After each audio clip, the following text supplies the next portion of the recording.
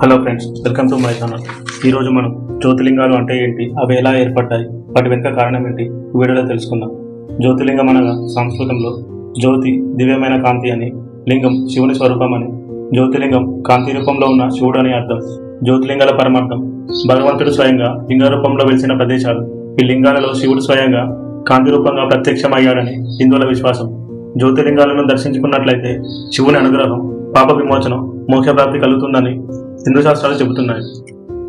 జ్యోతిలింగాలు ఏర్పడడానికి మూల కారణం, ఒకసారి బ్రహ్మదేవుడు విష్ణుదేవుడు ఇద్దరు ఎవరు గొప్పవారు అన్న దానిపై వాదించుకుంటారు. అప్పుడు శివుడు అంతు లేకుండా పైకి కిందకి వెలిగే జ్యోతిరూపంగా ప్రత్యక్షమయ్యాడు. అది ఆది అంతం లేని జ్యోతి స్తంభం. అదే మొదటి జ్యోతిలింగ స్వరూపంగా చెబుతారు.